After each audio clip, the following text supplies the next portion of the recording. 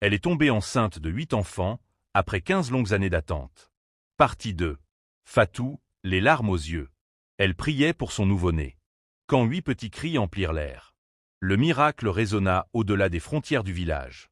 Des négociants en parlaient sur des marchés lointains. Les voyageurs ont propagé cette histoire à travers les pays. Parmi ceux qui ont entendu la nouvelle se trouvait l'homme qui l'avait abandonné. Le mari de Fatou. Il a passé une journée à lutter contre une culpabilité écrasante. La femme qu'il avait laissée stérile et brisée était devenue mère de 8 enfants. Bénie au-delà de toute imagination. La honte lui brûlait la poitrine, mais avec un amour profond. Brisé et désespéré, il décide de revenir chez lui. Par un beau matin ensoleillé, Fatou était assise devant sa hutte, allaitant ses nouveau-nés. Quand des pas hésitants se sont approchés. Elle leva les yeux. Il était là, plus âgé, plus humble, tremblant. Sa tunique était couverte de poussière, signe d'un long voyage. Ses yeux brillaient de larmes d'un homme qui a découvert à la fois son échec et une chance de rédemption. « Fatou » murmura-t-il. La voix s'est brisée. « J'étais aveugle.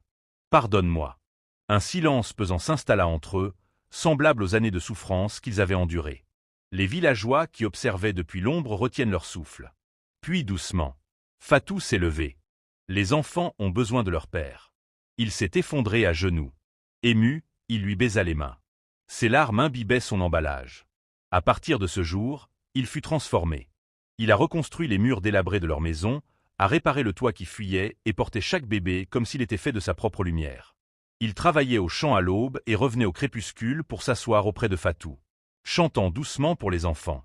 Le village qui autrefois murmurait des jugements observait maintenant avec admiration. Ensemble, ils incarnaient la grâce.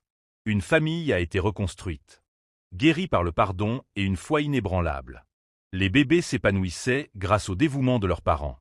Le mari, autrefois brisé par l'orgueil, a désormais trouvé sa force dans l'humilité. Fatou, qui avait enduré l'amertume de l'abandon, a découvert que la miséricorde pouvait être plus puissante que la colère. Quand les gens demandaient comment un tel miracle pouvait succéder à une telle tristesse, Fatou souriait, ses 8 enfants dormant paisiblement autour d'elle. La foi ne faillit jamais, disait-elle doucement. Elle attend simplement son heure. Et dans ce petit village, leur histoire est devenue une légende. La preuve que la rédemption peut fleurir même dans les sols les plus arides. Et l'amour peut revenir réparer ce qui semblait être brisé à jamais. Merci d'avoir écouté cette histoire jusqu'à la fin.